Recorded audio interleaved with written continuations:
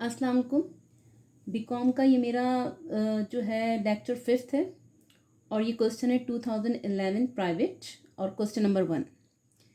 ठीक है, इसमें आप ये देख रहे होंगे कि ये आपके पास प्री क्लोजिंग ट्रायल बैलेंस है। It means unadjusted trial balance. नीचे आपको एडिशन इन्फॉर्मेशन दी हुई है। इट मीन्स के डेफिनेटली आपको एडजस्टेड एंट्रीज पास करनी है। और रिक्वायर्ड में पूछा गया है आपसे इनकम स्टेटमेंट और बैलेंस शीट। तो इनकम स्टेटमेंट बैलेंस शीट बेटा तब तक नहीं बनेगी जब तक वो एडजस्टिंग एंट्रीज पास नहीं करेंगे। तो देख लें, इस क्वेश्चन में वर्कशीट नहीं मांगी, आपको ड्राई बैलेंस भी मिला हुआ है, एडिशन इन्फॉर्मेशन भी है, लेकिन रिक्वायरमेंट आपकी इनकम स्टेटमेंट और बैलेंस शीट की है। तो ये क्वेश्चन इस तरह भी आ सकता है। तो देखें, इसमें हमें सबसे पहले मैं आपको एडजस्टिंग एंट्री करवा रही हूँ। Commission income is unearned to the extent ₹15,000। यानी कि अब आप सबसे पहले यहाँ देखें, अनअर्न कमीशन जो है वो आपके पास यहाँ पर कितना लिखा है, 50,000 अनअर्न कमीशन। और नीचे यानी कि एडिशन इन्फॉर्मेशन में आपसे कह रहे हैं कि कमीशन इनकम जो है अनअर्न जो है 15,000 तक एक्सटेंड हो गई है। तो बेटा 50,000 और 15,000 का आपको डिफरेंस निकालना है। इसका मतलब है कि अनअर्न कमीशन 50,000 से रिड्यूस होकर 15,000 हो गई है। तो अनअर्न रिड्यूस हुई है, इसका मतलब है आपने रिमेनिंग जो पैसे हैं वो आपने अर्न कर लिए। तो आपके पास क्या एंट्री होगी, आपके पास एंट्री होगी, फर्स्ट एंट्री देखें आप, अनअर्न कमीशन डेबिट। अनअर्न हमारी लायबिलिटी थी वो कम हो गई है, डिक्रीज हो गई है, उसको डेबिट में डालूंगी मैं। और कमीशन इनकम मैंने अर्न कर लिया है, तो इसको हम कमीशन अर्न भी कह सकते हैं और कमीशन इनकम भी कह सकते हैं।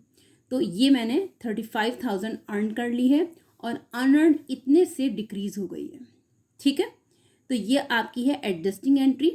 तो अनअर्न कमीशन आपके पास 50 था, अब अनअर्न आपके पास वो क्रेडिट में लिखा हुआ है, ये डेबिट में लिख रही हैं, तो एडजस्टेड आपके पास आगे आके 15,000 ही रह जाएगा। यानी 15,000 से एंट्री पास नहीं करनी है, आपको एंट्री पास करनी है 35,000 से। ठीक है बेटा, आगे जब आप करेंगी तो एडजस्टेड आ जाएगा, ये एडजस्टिंग है, और जब इसको प्लस माइनस करेंगी तो एडजस्टेड आ जाएगा। सेकंड में देखें आप, supplies used during the year 3,000।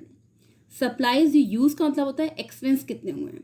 Supply का जो एक्सपेंस है वो सिर्फ 3,000 हुआ है, और इसमें आपको कह रहे हैं सप्लाइज एक्सपेंसेस जो हैं वो आपके पास है 15,000।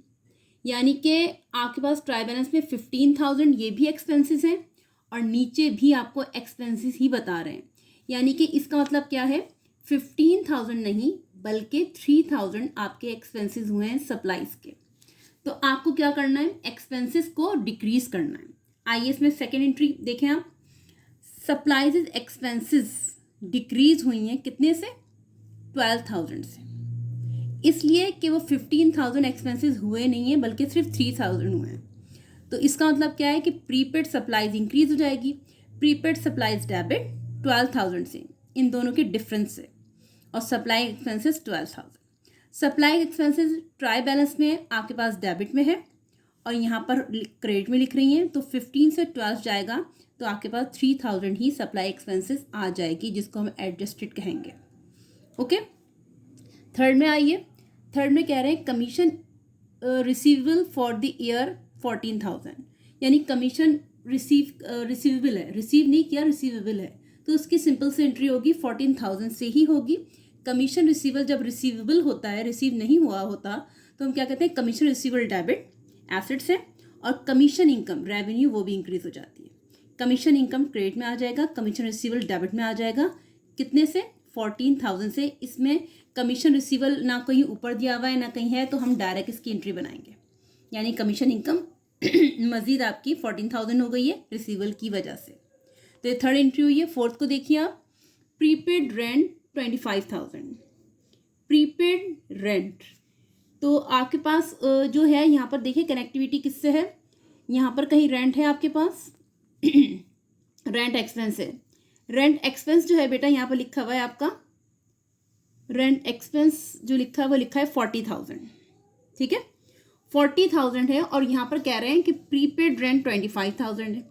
तो बेटा इसका मतलब ये है कि आखिरी दिन प्रीपेड इतना बचा हुआ है 25,000, तो आप डायरेक्टली प्रीपेड रेंट्स क्या करेंगी, प्रीपेड रेंट डेबिट हो जाएगा आपका, क्योंकि ये अब तक बचा हुआ है, यानी रेंट एक्सपेंस नहीं हुआ, और डेफिनेटली रेंट एक्सपेंस क्रिएट हो जाएंगे। रेंट एक्सपेंस जो है यहाँ पर आपको दिए हुए डेबिट में और यहाँ पर आप डाल रही हैं क्रेडिट में, ठीक है, तो वो एडजस्टेड रेंट एक्सपेंसेस आएंगे। लेकिन हमें एंट्री ये करनी है प्रीपेड रेंट डेबिट और रेंट एक्सपेंस क्रेडिट 25,000 से, इसका हमें डिफरेंस नहीं निकालना है। फिफ्थ में आइए, फिफ्थ में कह रहे हैं हमसे salaries payables for the year amounted 5,000।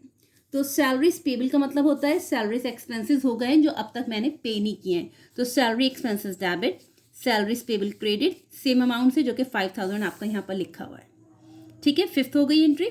Six में आइए, एडवर्टाइजिंग प्रीपेड 43,000।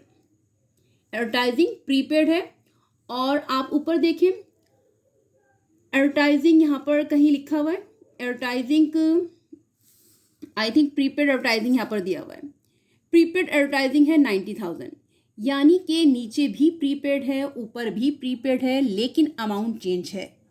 तो आपको ये मतलब समझ में आ जाना चाहिए, प्रीपेड 90 से डिक्रीज होके 43 पे आ गया, इसका मतलब है एडवर्टाइजिंग एक्सपेंस हुए हैं। वो कितने हुए हैं, इन दोनों का डिफरेंस निकालें, आपकी एंट्री होगी एडवर्टाइजिंग एक्सपेंसेस डेबिट 47,000 और प्रीपेड 47,000। प्रीपेड एडवर्टाइजिंग डिक्रीज हो गए आपके 47,000।